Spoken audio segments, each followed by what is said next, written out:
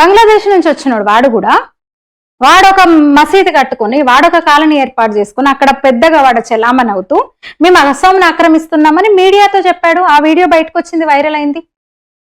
అసోమీ మాట్లాడే వాళ్ళు మైనార్టీలు అవుతారు, కొద్ది రోజుల్లో చూసుకోండి, మీరు మా దగ్గర బిచ్చం ఎత్తుకోవాలి, మమ్మల్ని దేహి అనే స్థితి వస్తుంది అస్సామీలకి, అసోం మొత్తాన్ని ఆక్రమించుకుంటాం మేము, బంగ్లాదేశీ చొరబాటుదారులము క్రమక్రమంగా అసోం రాష్ట్రాన్ని మొత్తం ఆక్రమించుకుంటాము, అస్సామీలు మైనార్టీలు అవుతారు, మా దగ్గర వాళ్ళు అడుక్కు తింటారు అని మీడియా ముఖంగా మీడియాతో అన్న మాటలు వైరల్ అవుతున్నాయి. అక్కడ నిజంగా అర్థం చేసుకోండి, ఊహించుకోండి, అక్కడ వేరే ప్రభుత్వ పాలనలో వేరే పార్టీ ప్రభుత్వం ఉండుంటే ఏమయ్యేది? ఇంకా ఇప్పటికే కొన్ని వేల ఎకరాలు అటవీ భూములు, ఆలయ భూములు, ప్రభుత్వ భూములు అన్ని కబ్జా చేసేసుకున్నారు కదా.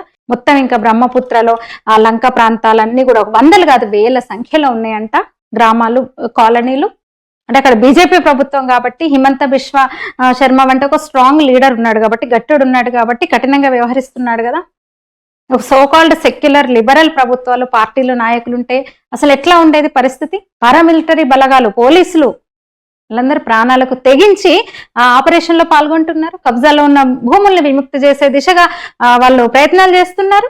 వాడెవడో అక్కడి నుంచి వచ్చి బంగ్లాదేశ్ నుంచి వచ్చిన ఒకడు మౌల్వి అసామీలను, హిందువులను బెదిరిస్తున్నాడంటే అసలు ఎట్లా ఉంది అక్కడ పరిస్థితి ఆలోచించండి. అయినా సరే హిమంత బిశ్వ శర్మ అస్సలు తగ్గట్లేదు. మనం చూసిన వలసదారుల బహిష్కరణ చట్టం 1915 ఆయన వాడుతున్నారు. ఎందుకంటే కొద్ది రోజుల క్రితం కోర్టు స్పష్టం చేస్తుందంట ఆ చట్టాన్ని వాడుకోవచ్చు అని.